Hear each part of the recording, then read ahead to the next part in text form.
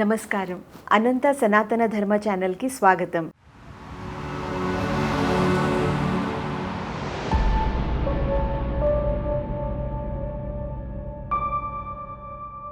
ఈరోజు మనతో డాక్టర్ శిల్ప అమ్మగారు ఉన్నారు. ఆవిడ సదేహ ఫౌండేషన్కి డైరెక్టర్. ఈరోజు శిల్ప అమ్మగారు మనకి నెగిటివ్ ఎనర్జీస్ అంటే ఏంటి, పాజిటివ్ ఎనర్జీస్ అంటే ఏంటి, చాతబడులు అంటే ఏంటి, తాంత్రిక విద్య, ఇట్లా అనేక విషయాల గురించి మనకి పరిచయం చేయనున్నారు. నమస్కారం శిల్ప అమ్మ. నమస్కారం అండి. ఈరోజు నెగిటివ్ ఎనర్జీస్ అంటే ఏంటి, పాజిటివ్ ఎనర్జీస్ అంటే ఏంటి అనేది మీరు మాకు తెలియజేయండి. తప్పకుండా ప్రార్థనతో స్టార్ట్ చేస్తాం మనం. వక్రతుండ మహాకాయ సూర్యకోటి సమప్రభ నిర్విఘ్నం కురు మే దేవ సర్వకార్యేషు సర్వదా. గురుర్బ్రహ్మా గురుర్విష్ణుః గురుర్దేవో మహేశ్వరః గురుస్సాక్షాత్ పరబ్రహ్మ తస్మై శ్రీ గురవే నమః. యా దేవీ సర్వభూతేషు శక్తిరూపేణ సంస్థితా నమస్తస్యై నమస్తస్యై నమస్తస్యై నమో నమః. చాలా మంచి ప్రశ్న అడిగారండి. It's about energy actually. శక్తి రూపేణ సంస్థిత. సో మనం పాజిటివ్ నెగిటివ్ ఎనర్జీ అని మనం తర్వాత అంటాం, కానీ మొదట చూస్తే సంపూర్ణ సృష్టి వాట్ ఎవర్ ఇస్ దేర్, ఏది ఉన్నా కూడా అది ఎనర్జీ అన్నమాట. అంటే శక్తి తత్వము. ఏదన్నా చూడండి, మనము జడతత్వము అంటాము, అంటే జడం ఉంది అంటే దాంట్లో ఎనర్జీ లేదు అని అనుకుంటారు కొంతమంది, కానీ అలా కాదు. జడంలో కూడా శక్తి ఉంది, ఒక వైబ్రేషన్ ఉంటుంది, దానికి కూడా ఒక ఆరా ఉంటుంది. ఎగ్జాంపుల్ చెప్పాలి అంటే మనము శివపురాణంలో వింటాము, లేదంటే మనం రామాయణంలో మన హనుమంతుడు ఎప్పుడైతే సంజీవని తీసుకోవడానికి వెళ్ళినప్పుడు అక్కడ ఆ పర్వతాన్ని ప్రార్థించినప్పుడు ఆ చెట్లలో నుంచి ఒక సౌండ్ అనేది వచ్చిందన్నమాట. అంటే ప్రేయర్. ఎవరికి ప్రే చేశారు? మనం మామూలుగా ఏమనుకుంటాం అంటే ప్రే చేసేది ఒక ఐడల్ని, ఒక దేవతని మనం చేస్తాము. మరి కొండను ఎక్కడ మనము చేస్తాం, ప్రేయర్ చేస్తాం అనుకుంటాం. ఇంకోటి హిమవత్ కన్య అంటే పార్వతి, ఒక కొండ యొక్క పుత్రి పార్వతి అంటాం. కొండకు పుత్రి ఏంటిది అనుకుంటాం. కొండ అనేది మనిషి కాదు. హిమవాన్ అన్నవాడు ఆ హిమాచల్ అంటే హిమాలయ పర్వతానికి చెందిన శక్తి స్వరూపం ఏదైతే ఉందో అతని పేరు హిమవాన్ అన్నమాట. సో అలాగా మన దగ్గర జడంలాగా కనిపించే ప్రతి దాంట్లో కూడా ఒక శక్తి ఉంది.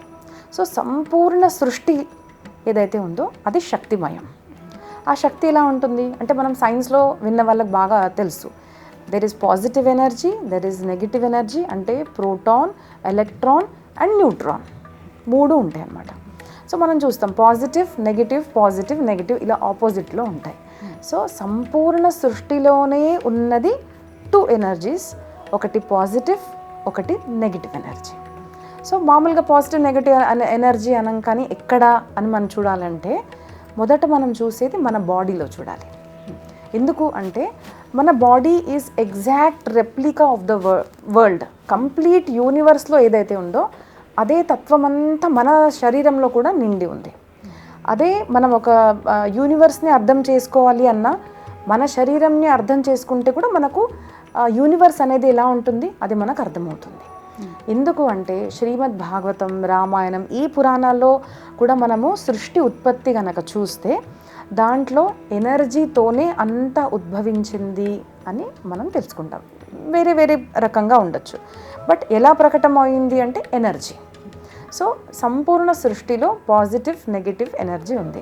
అలాగే మన బాడీలో కూడా పాజిటివ్ నెగిటివ్ ఎనర్జీ అనేది కంపల్సరీ ఉంటుంది. ఈ పాజిటివ్ నెగిటివ్ ఎనర్జీ అంటే ఎలా ఉంటుంది, ఎలా తెలుసుకోవాలి అని చాలామంది అడుగుతుంటారు. పాజిటివ్ నెగిటివ్ ఎనర్జీ అంటే సైన్స్ భాషలో చూస్తే ఎలక్ట్రాన్స్, న్యూట్రాన్స్ ఇట్లాగా ఎక్స్ప్లెయిన్ చేస్తాము. బట్ మనం ఎలాగ తెలుసుకుంటాము అంటే బాహ్య చిహ్నాలు, లోపల ఏదైతే ఉందో అది మనకు బయట చిహ్నాల్లాగా కనిపిస్తుంది అన్నమాట. సో అలాంటి చిహ్నాలు బట్టి మనము తెలుసుకోవచ్చు. అవి ఎలా కనిపెట్టాలి, ఎలా ఉంటాయి ఆ చిహ్నాలు? ఎలాగా ఉంటాయి అంటే ఇప్పుడు మనం చూసామనుకోండి, ఇప్పుడు నేను రాగానే ఒక స్మైల్ ఇచ్చారు, ఆటోమేటికల్లీ నా బాడీ అంటే నా మనసు అంతా పాజిటివిటీతో నిండిపోతుంది అనమాట. This is the simple and best thing I can say. So మనం బాహ్య ప్రవర్తన ఆచారము అనేది మనకు పాజిటివ్ అండ్ నెగిటివ్ ఎనర్జీ చెప్తుంది. సో మనం ఫస్ట్ అయితే మనం సృష్టిలో చూద్దాము. సృష్టి, ఇల్లు, సమాజము, దీంట్లో కనుక చూస్తే ఎక్కడైతే నెగిటివ్ ఎనర్జీ ఉంటుందో, నెగిటివ్ ఎనర్జీ అర్థం చేసుకుంటే మనకు పాజిటివ్ ఎనర్జీ అర్థమైపోతుంది. ఎక్కడైతే నెగిటివ్ ఎనర్జీ ఉంటుందో అక్కడ కోలాహలం ఎక్కువగా ఉంటుంది, అంటే లాట్ ఆఫ్ సౌండ్ అనమాట.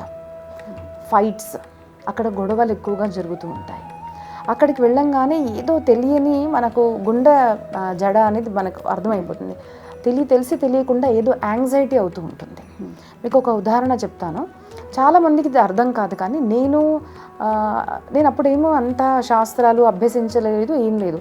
కానీ ఒక ఇంటికి వెళ్ళాను నేను. ఆ ఇంటికి వెళ్ళంగానే నాకు ఏదో అక్కడ నెగిటివ్గా అనిపిస్తుంది అనమాట. మా అంకుల్ ఉన్నారు నాతో, మామయ్య ఏదో అసలు ఎలాగో ఉంది, ఆ ఇంటికి వెళ్తే అసలు నాకు నచ్చలేదు అన్నాను. బాహ్యంగా చూస్తే it's a very big home, చాలా పెద్ద ఇల్లు, ఒక ప్యాలెస్ అది. సో ఇంటికి రాగానే అన్నాను, అక్కడికి వెళ్తే అసలు నచ్చలేదు మామయ్య, ఏదో ఉంది అక్కడ, నాకు అసలు నచ్చలేదు అంటే అప్పుడు మా మామయ్య చెప్పాడు, దానికి జస్ట్ వెనకాలనే ఒక శ్మశానం ఉంది అనేసి. సో అది నాకు తెలియదు, నేను వెళ్ళాను, but I could feel it. So మనకు అలాగా కొన్ని స్థానాల్లో వెళ్ళిన తర్వాత, కొంతమందిని కలిసిన తర్వాత మనకు ఒక పాజిటివ్ ఎనర్జీ, నెగిటివ్ ఎనర్జీ అనేది అర్థమవుతుంది. అది ఎవరికి అర్థమవుతుంది అంటే when you have energy in your selfs, మీరు ఆ శక్తిని ఆరాధిస్తున్న వాళ్ళు చేస్తుంటేనే మీకు అర్థమవుతుంది. మీరు చేయట్లేదు అనుకోండి, మామూలు మనిషికి అర్థం కాదు, అదేంటిది నార్మల్గానే ఉంది కదా అనుకుంటారు.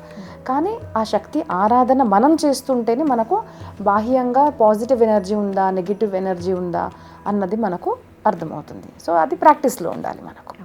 సో దీంట్లో ఏంటంటే గాసిప్, గొడవలు, అక్కడ వెళ్ళంగానే ఏడవడము, లేదంటే యాంగ్జైటీ అవ్వడము, గుండె జడ మనకు ఎక్కువగా అవ్వడము, కాన్ఫిడెన్స్ లూజ్ అవ్వడము, ఇవన్నీ మనం ఎక్కడైతే చూస్తామో, ఎక్కడైతే అనుభవిస్తామో అక్కడ నెగిటివ్ ఎనర్జీ ఉన్నట్టు. సో దీనికి ఎగ్జాక్ట్గా ఆపోజిట్ పాజిటివ్ ఎనర్జీ ఎక్కడ ఉంటుంది? ఒక ప్లేస్లో వెళ్ళాము, ఏమీ తెలీదు, ఎవరు ఆ ప్లేస్ గురించి మనకి ఏం తెలియదు, కానీ అక్కడికి వెళ్ళంగానే మనకు ప్రశాంతంగా అనిపిస్తుంది. The first thing I can say is temples. మనం బాధలో ఉన్నప్పుడు మీరు చూడండి, బాధ, యాంగ్జైటీ, డిప్రెషన్ చాలామందికి అలవాటు ఉంటుంది. ఏదో బాగాలేదు నా మనసు అసలని మనం గుడికి వెళ్ళి కూర్చుంటాం. అక్కడ కూర్చోగానే ఏమవుతుంది? ఏమీ చేయలేదు, విశేష ప్రక్రియ ఏమీ చేయలేదు, మీరేమీ పూజ చేయలేదు, ఏమీ లేదు. అక్కడ వెళ్ళాం కానీ ఆటోమేటిక్గా మీ బాడీలో కంప్లీట్ మార్పు అనేది వచ్చేస్తుంది. ఏమవుతుంది? ప్రశాంతంగా అనిపిస్తుంది. ప్రశాంతంగా ఎక్కడ అనిపిస్తుంది? ఒకటైతే హృదయంలో, తర్వాత మనసులో. అంటే మనసులో ఉన్న కోలాహలము, మన గుండె జడ ఏదైతే ఫాస్ట్గా అయిందో అదంతా ఆటోమేటిక్గా కామ్ అయిపోతుంది. Because there is lot of positive energy in temples. అలాగా కొంతమంది ఇళ్ళల్లో కూడా ఉంటుంది. ఇప్పుడు మా ఇంటికి వచ్చిన తర్వాత కూడా నాకు ఎంతోమంది చెప్పారు, అక్క ఇక్కడంతా ఇంట్లో బాగా పాజిటివ్ ఎనర్జీగా అనిపిస్తుంది, ఏంటో తెలీదు, ఇక్కడ కొంచెం ధ్యానం చేయాలి అలా అనిపిస్తుందని చాలామంది చెప్పారు. తర్వాత ఒక మంచి ఉదాహరణ చెప్పాలి అంటే నవ్వుకునేలాగా, మా తమ్ముడు కాలేజ్లో ఉన్నప్పుడు MBA చదువుతున్నాడు. వాళ్ళ ఫ్రెండ్స్ ఏంటి అలవాటు అంటే నార్త్ ఇండియన్స్ వాళ్ళంతా. సో వాళ్ళకి అలవాటు ఏమున్నది, ఒక వాక్యం మాట్లాడారంటే ఒక బూతు కంపల్సరీ మాట్లాడేవాళ్ళు. అలాంటిది ఆ అబ్బాయి వచ్చాక అన్నాడు, అక్క అసలు ఏంటో ఇంటికి రాగానే అసలు బూత్ మాట రావట్లేదు ఏంటి నోట్లో అన్నాడు. సో ఆ పాజిటివ్ ఎనర్జీ వల్ల ఏమవుతుందంటే మన మాట తీరు, మన ఆలోచన తీరు ఇవన్నీ మారిపోతాయి అన్నమాట. So that is called as positive energy. ఇప్పుడు మీరు ఈ విషయం చెప్తుంటే నాకు ఒక ప్రసంగం గుర్తొచ్చింది. ఒకళ్ళు ఇంటికి వెళ్ళినప్పుడు పూజ గదిలో కూడా వైబ్రేషన్స్ బాగాలేదు. What might be the reason అన్న థాట్ వచ్చిందనమాట. ఏమవుతుందంటే ఇప్పుడు అంటే కొంతమంది ఏమంటారంటే, నేను నా పర్సనల్ ఎక్స్పీరియన్సెస్ ఎక్కువ చెప్తాను. సో కొంతమంది ఏమంటారంటే తన గురించి తను చెప్పుకుంటుంది అంటారు. నేను మా గురుగారిని అడిగాను. మా గురుగారు అన్నారు, it takes guts to tell your own experiences. మనం చేస్తే కానీ నా జీవితంలో ఇలా ఉంది అని మనం చెప్పలేము. సో నాకు ఎక్స్పీరియన్స్ అయింది, నేను చెప్పడంలో ఎప్పుడు రిలేటబుల్గా నాకు అనిపిస్తుంది కాబట్టి చెప్తాను. ఇప్పుడు మా ఇంట్లో పైన 4 రూమ్స్ ఉంటాయి, కింద కూడా 4 రూమ్స్ ఇలాగే ఉంటుంది అనమాట. సో మొత్తం ఇల్లంతా తిరిగిన తర్వాత ఎంతోమంది వచ్చి, అక్క మీ రూమ్లో చాలా పాజిటివ్గా ఉంటుంది అని అంటారు. ఎందుకు, ఏం కారణము? నేను నన్ను ప్రశ్నించుకుంటే నాకు ఒకటే అనిపిస్తుంది, నేను అక్కడ కూర్చొని ఎక్కువసేపు శాస్త్ర పఠన లేదంటే మంచి ఆలోచన, మనం చదివిన తర్వాత దాని గురించి మనం చింతిస్తామన్నమాట.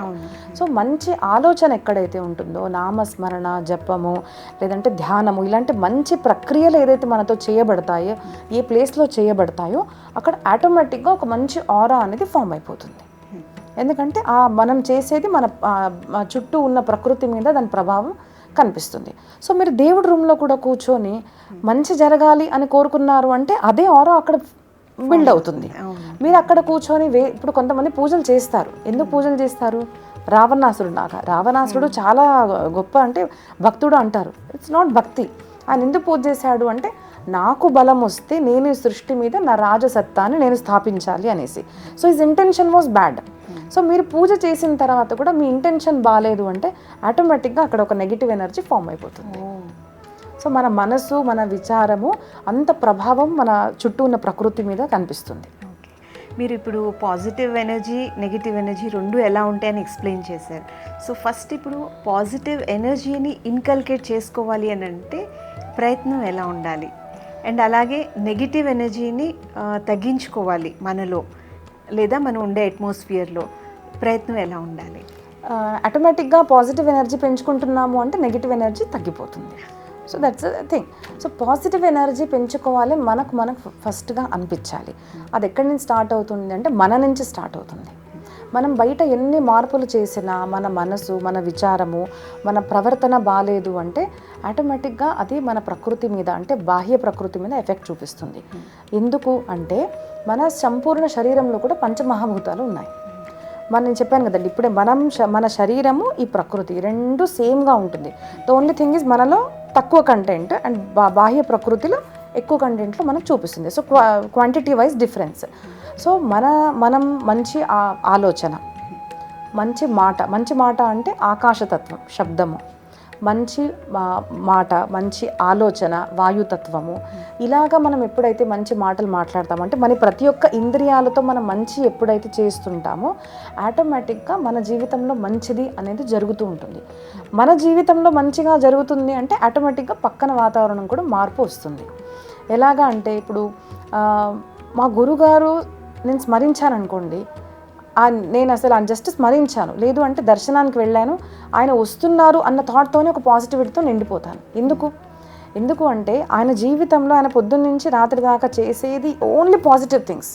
ఇతరులకు మంచి చేసే మనిషితో మనం కలిసినప్పుడు ఏమవుతుందంటే అలా దగ్గరికి వెళ్తున్నామో లేదంటే ఆయనను స్మరించుకున్నా కూడా మనలో ఒక మంచి భావము అనేది కలుగుతుంది అన్నమాట. సో ఎలా మార్పు వస్తుందంటే మన ప్రవర్తన బాగుండాలి, మన ఆలోచన విధానము, మన మాటలు ఇవన్నీ ఎప్పుడైతే మారుతాయో ఆటోమేటిక్గా మన లైఫ్లో పాజిటివ్ అనేది మొదట పెరుగుతుంది. సో ఆటోమేటిక్గా నెగిటివ్ తగ్గుతుంది అన్నమాట.